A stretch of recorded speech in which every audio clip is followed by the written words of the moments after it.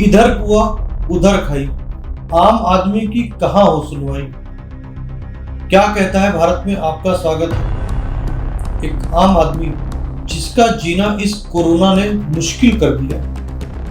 आज supreme court के मुख्य न्यायाधीश ने भी इस पर स्वतः संज्ञान लिया और केंद्र को नोटिस जारी किया। हालांकि इस पर चर्चा कल होगी, मगर अब सुप्रीम कोर्ट खुद जग गया है कि एक आम आदमी जिसकी हालत इतनी ज्यादा खराब हो गई है कि कहना बहुत मुश्किल है कि क्या होगा। जस जस सुर सा भजन बढ़ावा, सास दून कपि रूप दिखावा। हनुमान चालीसा हम सभी ने पढ़ी होगी। जो हिंदू धर्म को मानते हैं उनको हनुमान चालीसा का नाम पता ही होगा। उसमें एक चौपाई आती है, जस जस सुरसा बदन बढ़ावा, तास दून कपि रूप दिखावा। आज वो चौपाई लगता है कि यहाँ पर फिट बैठती है। जैसे जैसे सरकार अस्पतालों में बेड बढ़ा रही है, दवाइयों का इंतजाम कर रही है, ऑक्सीजन की व्यवस्था कर रही है, उसी तरह से कोरोना के मामले भी बढ़ते जा रहे हैं। बीते कल की अगर बात करें तो 3,15,000 से ज्यादा मामले सामने हैं और मौत की तो कल्पना ही की जा सकती है। हर एक मिनट से में एक मौत हो रही है। शमशानों में लाइन लगी हुई है। बात लाइन की हो गई है तो आपको आज हम बताएंगे कि अगर आपको कोरोना की जांच करानी है तो किस तरह से लाइन लग रही है। देखें इस पूरी रिपोर्ट में। आपको आज बताते हैं कि आम आदमी का दर्द शुरू ही लाइन से हो रहा है। यह लाइन ही है जो कि मृत्यु होने तक खत्म होने का नाम ही नहीं ले रही। यदि कोरोना की जांच करवानी है तो लाइन में लगना पड़ेगा और किसी तरह इस लाइन से जंग जीत ली तो फिर रिपोर्ट लेने के लिए फिर लाइन लगानी पड़ेगी। अब अगर ये जंग हार गए, यानी कि आप पॉजिटिव हो गए, तो अब अस्पताल में दाखिल होने के लिए फिर एक लाइन लगानी पड़ेगी। चलो मान भी लिया जाए कि किसी तरह से अस्पताल में दाखिल भी हो गए, तो जीवन बचाने के लिए जिन जिन दवाइयों की जरूरत है अब उसके लिए मेडिकल स्टोर पर लाइन लगानी पड़ेगी।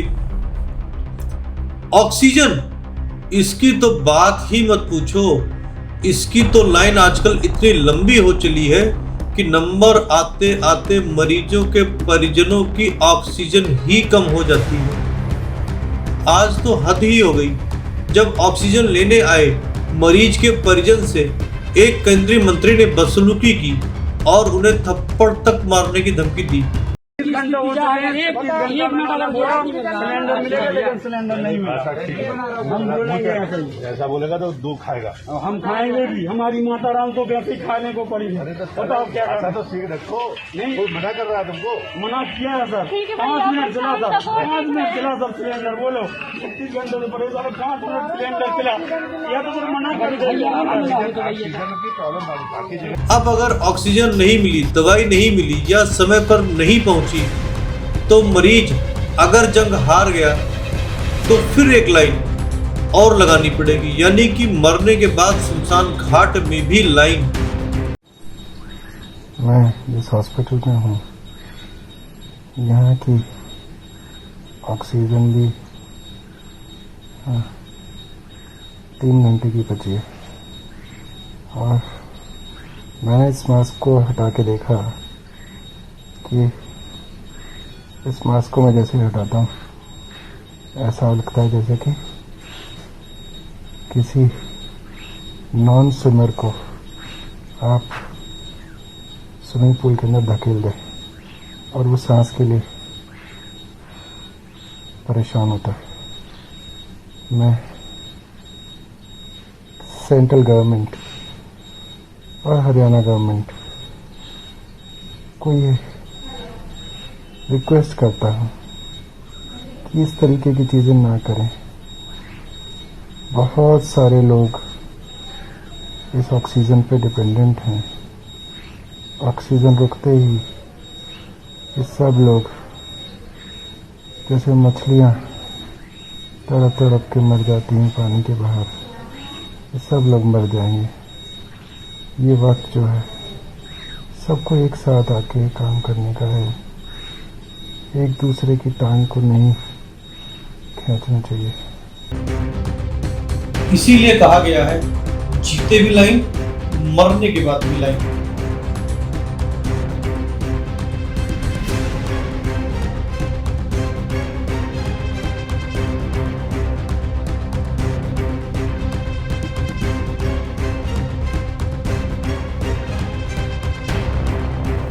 आज दिल्ली के मुख्यमंत्री अरविंद केजरीवाल इस कोरोना के पिच पर उतरे और भारतीयता का पाठ पढ़ाया।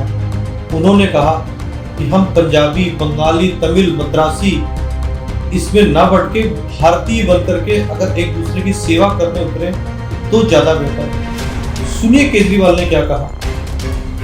ये बहुत बड़ी आपदा है। इस आपदा में अगर हम सारे लोग हरियाणा, पंजाब, तमिलनाडु, गुजरात, पश्चिम बंगाल इसमें बट गए तो भारत नहीं बचेगा। इस वक्त हमें एक दूसरे की मदद करनी है। हमें भारतीय बनना है, हमें इंसान बनना है। देश के लोग आज सभी न्यूज़ चैनल पे देख रहे हैं कि दिल्ली में आने वाला ट्रक किसी और राज्य ने रोक दिया, मध्य प्रदेश में जाने वाला ट्रक फलाने राज्य ने रोक दिया। ये तो ठीक नहीं है। लोग ये नहीं चाहते। देश के लोग आज ये देखना चाहते हैं कि दिल्ली ने किसी दूसरे राज्य की मदद कैसे करी, उत्तर प्रदेश ने किसी राज्य की कैसे मदद की। हम एक साथ मिलके आपदा से लड़ना है हमें, तभी भारत बचेगा। अभी तो समय ये है कि उत्तर प्रदेश वाला दिल्ली की मदद करे, दिल्ली वाला हरियाणा की मदद करे, हरियाणा वाला बिहार की मदद करे, बिहार वाला गुजरात की मदद करे। हम सारे लोग अगर एक दूसरे की मदद करेंगे तभी तो भारत बचेगा। और अगर इतनी मुश्किल घड़ी में भी हम सारे एक दूसरे से लड़ने लग गए तो अगर भारत राज्यों में बट गया इस समय तो फिर भारत को कौन बचाएगा। मेरी सारी नागरिकों से अपील है, सारी सरकारों से अपील है कि आइए मिलके एक होके लड़ते हैं। अगर हम मिलके लड़े एक मुट्ठी बनेगी, हमारे सारे संसाधन मिलके एक साथ इस्तेमाल होंगे, हमारी ताकत बढ़ेगी, हमारी शक्ति बढ़ेगी। और अगर हम बट गए तो फिर कोई हमें नहीं बचा पाएगा। मैं सभी राज्य सरकारों से कहना चाहता हूँ कि दिल्ली का मुख्यमंत्री होने के नाते मेरे से जो बन पड़ेगा, मेरे हाथ में जो होगा, आप मुझसे मांगिए, मैं दूंगा। पूरे देश की मदद करेंगे। अगर दिल्ली में हमारे पास ऑक्सीजन ज़रूरत से ज़्यादा होगी तो हम दूसरे राज्यों को ऑक्सीजन देंगे। अगर हमारे पास किसी दवाई की ज़्यादा मात्रा होगी तो वो भी हम दूसरे राज्य के साथ बांटेंगे। और जब दिल्ली में कोरोना कम होगा और किसी दूसरे राज्य में डॉक्टर्स की ज़रूरत हुई, हम वहाँ डॉक्टर्स भी भेजेंगे। हम सभी भारतवासी हैं, हम अपने देशवासियों की मदद करेंगे, सभी राज्यों की मदद करेंगे, क्योंकि ये बीमारी कोई बॉर्डर देख के नहीं फैलती। मैं उम्मीद करता हूँ कि इसी भावना के साथ हम सभी मिलके एक साथ, सारी सरकारें, केंद्र सरकार, सारी राज्य सरकारें, हम मिलके काम करेंगे, एक भारत बन के काम करेंगे कोरोना को हराने के लिए।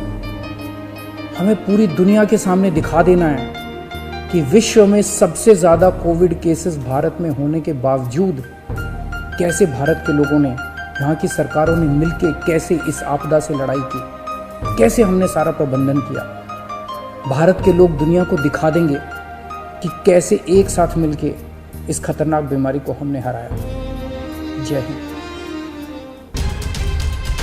केजरीवाल जी ने जो कहा, अगर हर राज्य सरकार इस पर अमल कर ले, हर व्यक्ति, हर राजनेता राजनीति को छोड़ करके अगर भारतीयता की बात करने पे आ जाए तो शायद जो कोरोना महामारी तेजी से बढ़ रही है उस पर अंकुश लग जाए।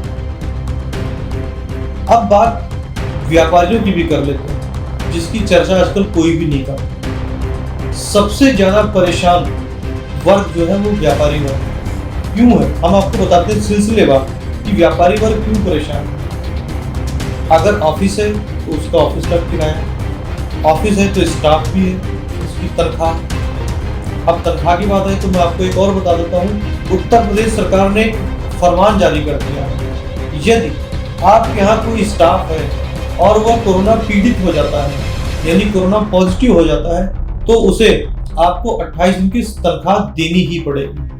अब योगी जी से ये पूछा जाए कि व्यापार चल नहीं रहा, तनख्वाह कहां से देगा? मकान मालिक किराया नहीं छोड़ रहा, कहां से पूरा करें? आपने और फरमान जारी कर दिया, तनख्वाह दे दो। ठीक है, व्यापारी किसी तरीके से अपने स्टाफ के साथ एडजस्टमेंट करके काम कर रहा है, उसकी समस्याएं भी तो कोई सुने। कौन उसकी समस्याएं सुनने के लिए तैयार बैठा है? जीएसटी भी उसे भरना है, इनकम टैक्स भी देना है, मकान का भी किराया देना, ऑफिस का भी किराया देना है, स्कूल की फीस भी देनी है। स्कूल वाले भी पीछे पड़े हुए हैं आजकल। रोज हर दिन अखबार में हो, टीवी चैनल पे हो, आपको खबरें मिल जाएंगी। स्कूल फला स्कूल में प्रदर्शन किया, व्यापारी की यहाँ सुनवाई है। सुनिए, आज हमारे संवाददाता एनके सिंह ने कुछ व्यापारियों से बात की। सुनिए व्यापारियों का दर्द। सुपर स्टोर है, लॉकडाउन के कारण आपके व्यापार पे कितना असर पड़ा है? मेरे व्यापार में बहुत असर पड़ा है। ये मेरी दुकान किराए की है, इसका मैं 40,000 महीने किराया देता हूँ और बिल्कुल भी मेरा किराया नहीं निकल रहा। ऑनलाइन जो सामान जा रहा है वो बहुत कम जा रहा है, मतलब ये मान लीजिए बिल्कुल किराया नहीं निकल रहा है दुकान से मेरा। तो क्या लगता है आपको सरकार को इसके ऊपर में कुछ छूट देना चाहिए? हाँ, कुछ छूट देना चाहिए। सिर्फ 24 घंटे 12 घंटे का 6 घंटे का टाइम दे दें या 3 घंटे का टाइम दे दें, तो उसमें थोड़ा बहुत कुछ निकल जाएगा हम लोगों का। तो लगभग आपका अभी कितना घाटा होगा महीने का? ये मान लो वो तो पूरे घाटा है, क्योंकि इतना चल नहीं रहा, ऑनलाइन इतना ऑर्डर आ नहीं रहा। क्या नाम है आपका? नवीन जैन। कोरोना जो लगा हुआ है, कोरोना काल में जिस प्रकार से लॉकडाउन किया गया है, उससे आपके जीवन पे क्या असर पड़ा और आपका नाम क्या है? मेरा नाम सुरेश सोनी है। पिछले साल से जो स्थिति जो खराब हुई है वो आज तक सुधर नहीं पाई है, और जिसमें मैं घर बैठा हूँ, धंधा चौपट हो चुका है पूरा, और किराया दुकान का जो है जेब से घर बैठे देना पड़ रहा है। बच्चों का साथ है, मेरे 4 बच्चे हैं, और जिनका भरण पोषण करने में भी मैं असमर्थ हो गया। तो क्या लगता है कि सरकार को किस तरीके का बनाना चाहिए था नियम के, जिससे व्यापारियों को और मदद मिल पाती? सरकार को चाहिए था कि कुछ व्यापारी के लिए सोचना चाहिए था कि जो जिससे कि व्यापारी को भी परेशानी नहीं हो, समस्या का भी हल हो सके। बीच बीच में व्यापारियों के चालान भी बनाए गए मास्क को लेकर। हाँ, उसमें भी व्यापारियों में सरकार के प्रति रोष है क्या? हाँ, चालान बनाए गए, ये नहीं बनाना चाहिए। दुकानदार अगर दुकान में बैठा है तो क्या वो मास्क लगा कर थोड़ी बैठ पाएगा, क्योंकि गुस्से भी घुटन होती है। हमारा आप सभी से निवेदन है, खबरें आप लगातार देख रहे हैं, सोशल मीडिया पे भी एक्टिव है, वीडियो सबके पास आ ही जा रहे हैं। जिस तरह से ऑक्सीजन की सप्लाई नहीं मिल पा रही है, घर से बाहर ना जाएं। अगर घर से बाहर जाना हो तो मुंह पर मास्क लगाएं और डबल मास्क लगाएं। अभी तक बात सिंगल मास्क की होती थी, अब बात डबल मास्क की होने लगी है। डबल मास्क लगाएंगे तभी सुरक्षित रह पाएंगे। मगर घर से बाहर जाने के पहले अपने आप से 10 बार सवाल जरूर करें, क्या मेरा बाहर जाना मेरे जीवन से ज्यादा जरूरी है? यदि जवाब हाँ में आए तो जरूर जाए बाहर। और एक हमारी अपील है, पैनिक ना हो। लॉकडाउन की अफवाह मार्केट में बहुत ज्यादा है। कोई कह रहा है कि कल लग जाएगा, कोई कह रहा है परसों लगेगा। ऐसी कोई भी बातें भी सरकार नहीं कर रही है। सरकार की बातों को ध्यान से सुने। सोशल मीडिया पे तमाम तरह की अफवाहें चलती रहती हैं, उन पर बिल्कुल ध्यान न दें। चैनल पे की खबरों पर ध्यान दें जो सच्चाई आपको बताते हैं। HBC टीम देखने के लिए आपका बहुत बहुत धन्यवाद। चैनल को सब्सक्राइब करना बिल्कुल